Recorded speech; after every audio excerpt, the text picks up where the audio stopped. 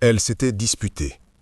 Pas une petite dispute, une vraie dispute, avec des mots durs, des reproches, des blessures, celles qui restent longtemps dans le cœur. C'était un dimanche. Au début, tout allait bien. Un repas en famille, des rires, des souvenirs.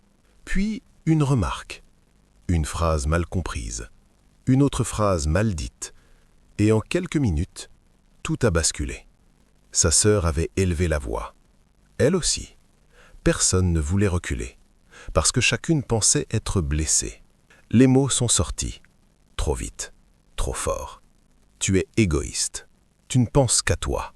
Tu n'as jamais été là pour moi. Le silence est tombé. Lourd, froid, brutal. Puis sa sœur a pris son sac, sans regarder derrière elle, sans dire au revoir. Et la porte s'est refermée. Fort, très fort. Elle est restée là, debout, le cœur qui battait vite, la colère encore chaude. Mais déjà, un petit regret, tout petit, presque invisible. Le soir même, elle a pris son téléphone. Elle a regardé le contact. Elle voulait appeler, juste pour dire « on a exagéré ». Mais son orgueil a parlé plus fort. C'est elle qui a commencé. C'est elle qui doit appeler. Alors, elle a posé le téléphone et elle a attendu.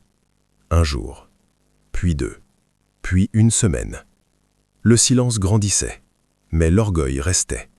Elle regardait souvent son téléphone, en espérant voir apparaître un message, un appel, un simple « pardon ».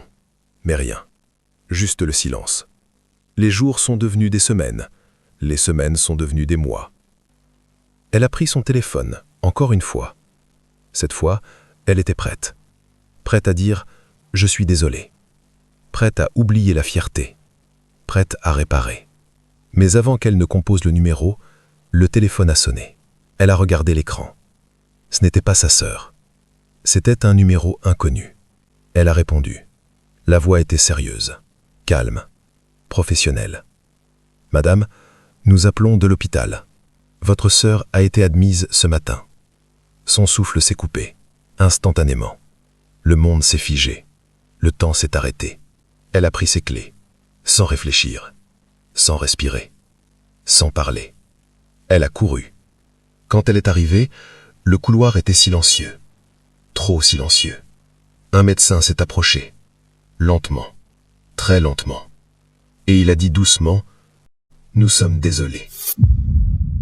Certaines excuses n'arrivent jamais, pas parce qu'on ne veut pas, mais parce qu'on a attendu trop longtemps.